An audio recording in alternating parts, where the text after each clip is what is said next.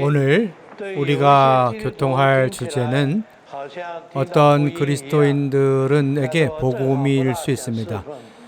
그래서 사람들은 봉사를 안 하려고 할 것입니다. 그래서 복음이 될 수도 있는데 저는 그래서 어떤 사람은 적극적으로 봉사할 필요가 없다고 생각하죠. 하나님이 오시지 않으면 나는 가만히 있으면 된다고 생각합니다. 이런 생각을 가진 사람이 있는지 모르겠네요. 이러한 형제자매들에 대하여 정말 지난번 사용한 구절을 우리가 얘기할 필요가 있죠. 이사야서 6장 8절입니다. 그때 나는 주님께서 말씀하시는 음성을 들었다. 내가 누구를 보내랴? 아멘. 누가 우리를 위해 가랴? 내가 아뢰었다. 내가 여기 있습니다. 저를 보내주십시오. 그러므로 우리는 주님의 일에 대해 무관심하거나 즉 주님에 대하여 별로 주님께 어떠한 매료당하지 않는다는 것이죠. 우리가 주님께 매료당하면 자기의 방법, 자기의 능력을 사용해서 봉사합니다. 결국 그러한 봉사는 하나님의 경륜과 하나님의 일을 망쳐버립니다. 그러므로 이러한 말씀이 비록 장로 책임 형제들에게 한 말이지만 여기 앉아있는 우리들이 다 책임 형제들은 아니지만 봉사에 어느 정도 참여한 사람들입니다. 이러한 메시지를 들을 필요가 있죠. 메시지에서 우리는 구약의 모세의 예와 이를 말했는데 그는 구약이 가장 큰 하나님이 쓰시는 종이죠. 신약에서는 바울의 예를 들었는데 바울은 신약의 사도들 가운데 가장 큰 사도라고 할 수 있습니다. 이 두 사람이 하나님을 위하여 일어날 때 그들은 정말 온 존재의 힘을 사용하여 섬겼습니다. 모세가 나와서 주먹 한 방으로 이집트 사람을 쳐서 죽였습니다. 해보십시오. 한 방에 쳐 죽인다는 게 쉬운 것이 아닙니다. 이런 사람은 하나님이 어떻게 할 수 없기 때문에 그를 광야에 보냈습니다. 80세까지 거기에 머물게 했지요. 80세 때 그를 불러서 하나님은 그에 대해 아직 염려가 있었습니다. 그래서 그에게 이상을 보여주었죠. 어떤 이상입니까?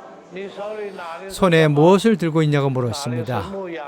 양을 치는 지팡이였죠. 그것을 땅에 던지라고 하니까 그 지팡이가 뱀이 되었습니다.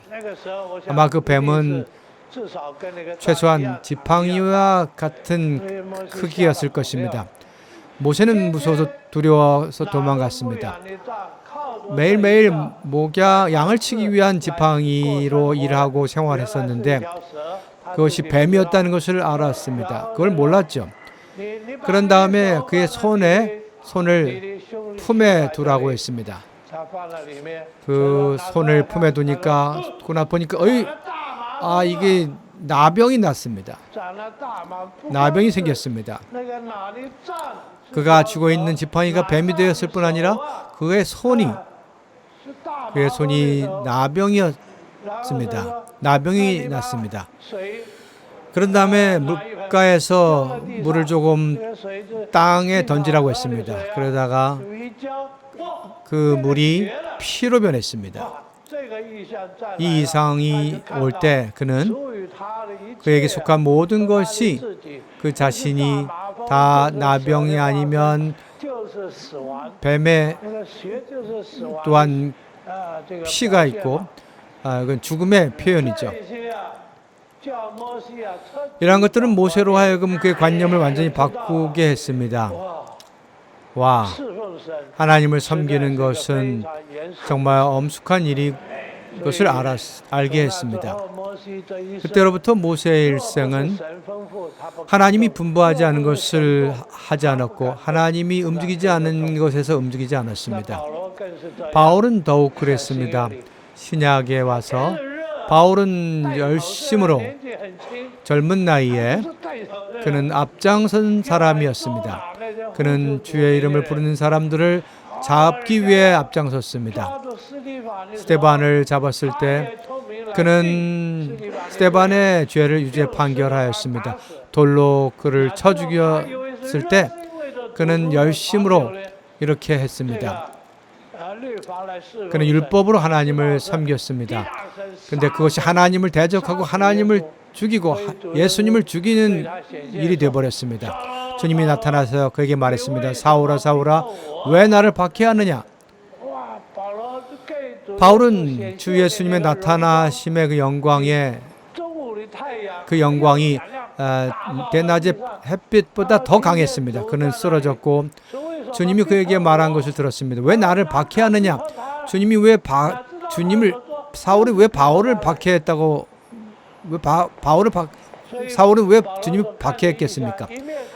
바울은 이상을 보고서 예수가 그리스도인 것을 보았고 미사인 것을 보았습니다. 하나님이 사람이 되어 구주가 되신 것을 보았습니다. 또한 교회 안에 모든 하나님의 자녀들이 주님을 따르는 이들이 바로 주님의 몸이요 주님 자신인 것을 보았습니다.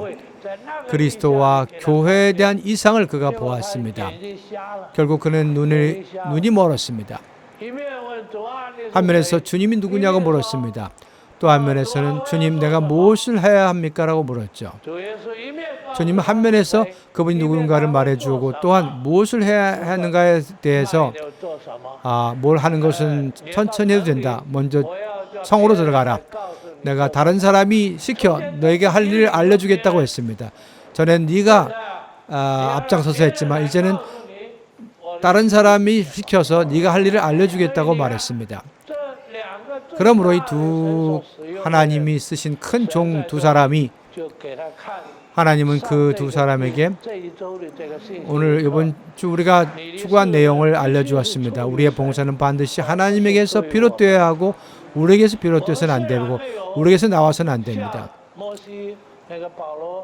모세와 바울처럼 우리가 그렇게 강인하진 않았을 겁니다.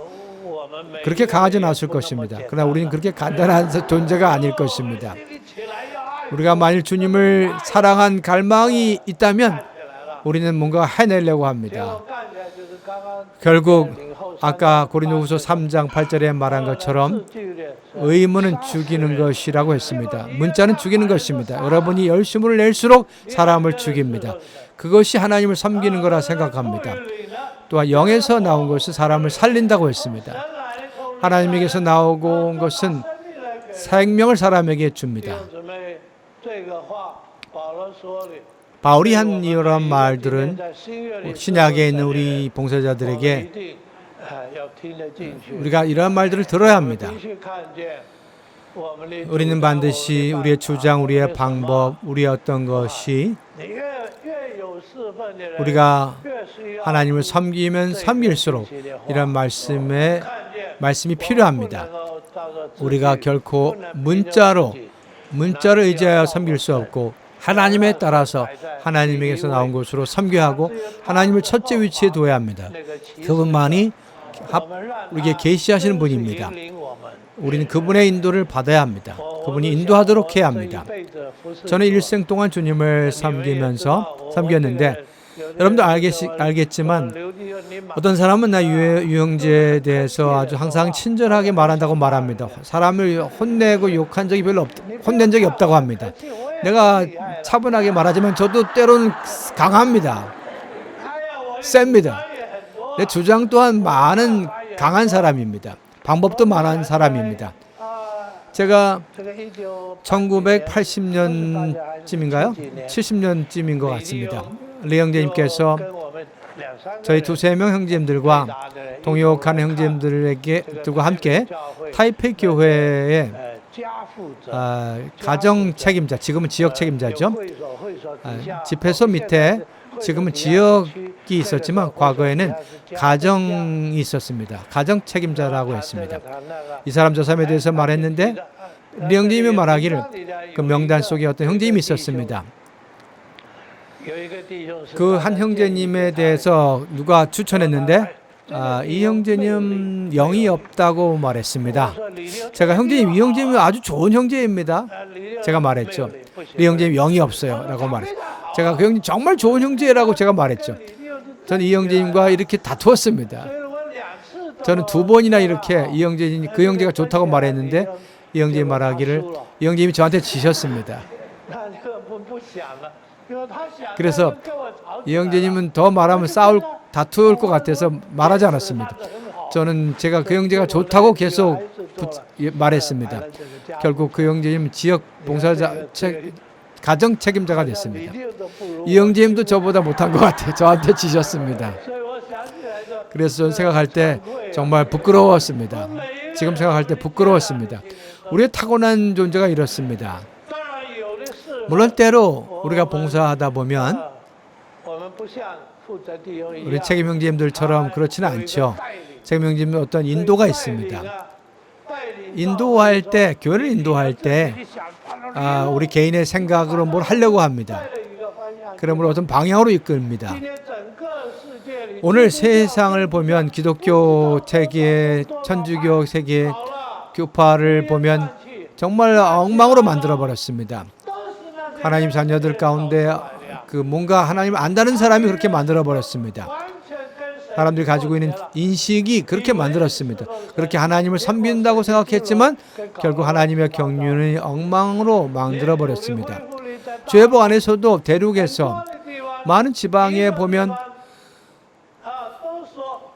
그들 자신들이 다 지방교회 안에 두세 명이 모이는데도 떡과 잔을 뗍니다. 어떤 지방은 5단체가 다 주의 회복이라고 말합니다. 그들 각자가 지방교회라고 말하고 회복이라고 말합니다. 결국은 누구도 누구에게 복종하지 않습니다. 주의 회복은 몸의 하나를 간증하는 것입니다. 이 하나가 있는데 주의 회복이라고 말하면서 5단체로 모입니다. 대체 누가 하나입니까?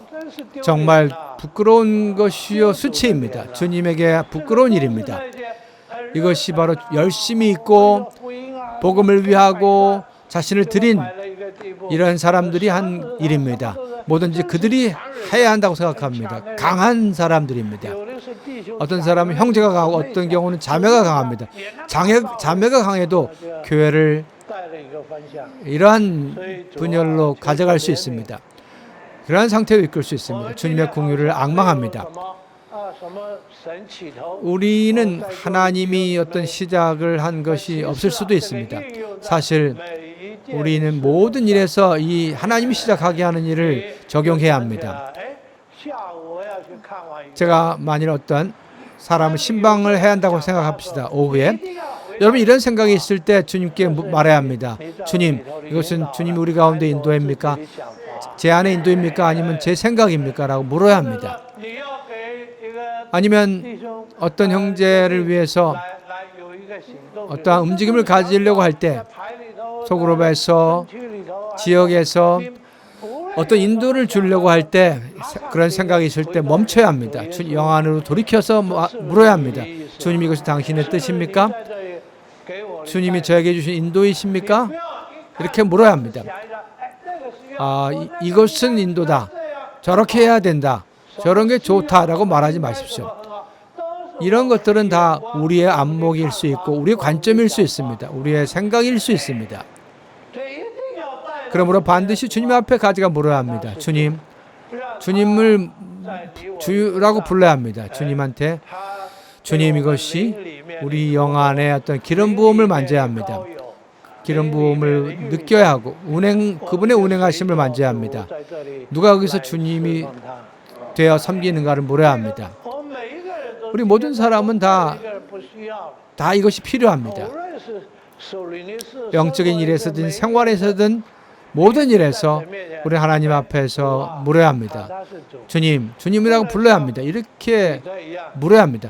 베드로처럼 이렇게 말하면 안 됩니다. 주여 이렇게 그리 마옵소서. 베드로는 주님을 예루살렘에 올라간다고 할 때 그리 마옵소서라고 말했습니다. 정말 두 극단 주님이라고 부르면서 또 그리 마옵소서라고 말합니다. 우리는 많은 때 이렇게 합니다. 주님의 공유를 앙망합니다. 주님을 섬기는 우리 모든 사람들은 주님을 첫째 위치에 둬야 합니다. 주님이 합법적으로 그러한 시작하는 분이 되게 해야 합니다. 합법적으로 그러한 것을 계시하는 사람이 되게 해야 합니다. 그분이 시작하게 해야 합니다. 왜냐하면 우주 가운데 오직 하나님은 한 분이시고 그분의 경륜도 하나입니다. 그분 계획, 구원의 계획 또한 그분이 하시는 겁니다. 새하늘 새 땅에 두 개의 예루살렘이 있을 수 있겠습니까? 하나는 하나님이 지으신 것이고 하나는 우리가 건축하는 것이 될 수 있겠습니까? 아닙니다. 불가능합니다. 주님의 공의를 앙망합니다. 우리 모두가 주 예수님이 정말 주님을 첫째로 위치해 두기 원합니다.